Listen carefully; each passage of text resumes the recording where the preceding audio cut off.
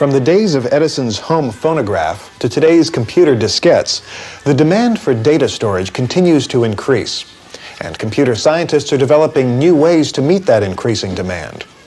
One way to get the most byte out of your bits is a technique known as data compression.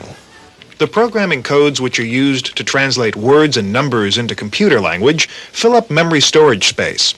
Oftentimes, those codes are repeated again and again. Simply put, data compression takes some of those redundant codes and abbreviates them.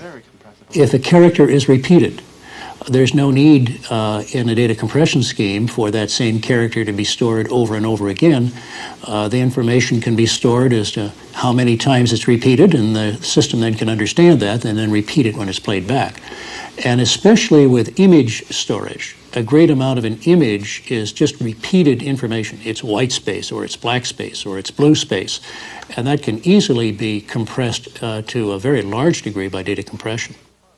One of those companies is Stack Electronics of Carlsbad, California. Their product, Stacker, provides real-time lossless compression for personal computer hard disks. Stacker is sold via original equipment manufacturers.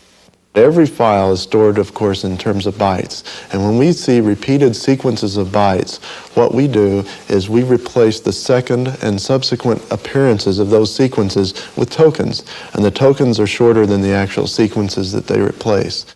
Another producer of lossless data compression equipment is InfoChip Systems in Santa Clara. Their Expands products are sold in retail stores.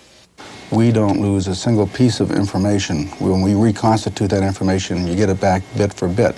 So since we can't lose information, the compression ratio will adapt to the data structure it's looking at. And where you have redundancy, and all man-made data is redundancy, the more redundancy you have, the greater compression ratio you'll get. Both Stack and InfoChip Systems have won industry awards. Each company says its data compression products can at least double disk capacity and are said to be completely transparent. I think it's going to be a very competitive market because it is so lucrative potentially. I think that we have to use our R&D jump now that we've gotten on the competition, use that time to establish the brand name, the Stack technology out there in the marketplace so that by the time the others have the technology, we're already an established standard. There are about 50 million PCs out there, of which no more than 15,000 have this solution at the present time, leaving a tremendous install base for us to sell product into. The goal and the reason we selected retail was to create brand awareness, company awareness, and general market awareness of data compression.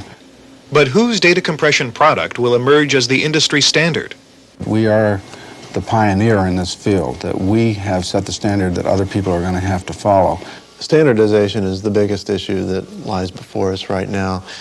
And of course, we've got a big jump on the market, having gotten 1 million end users out there already. Well, as far as data compression goes, it's still early as a development, as an applied aftermarket offering in these in the industry.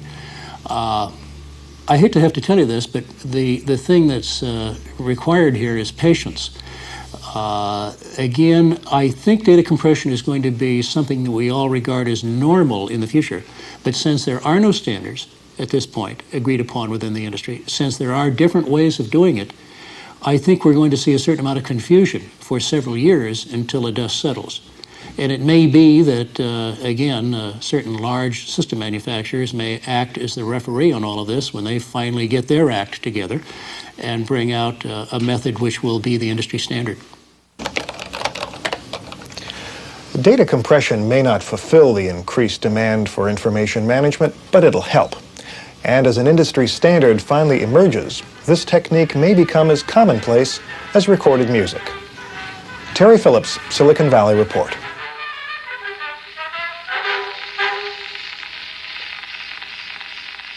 If you enjoyed this video and want to see more, please subscribe and share.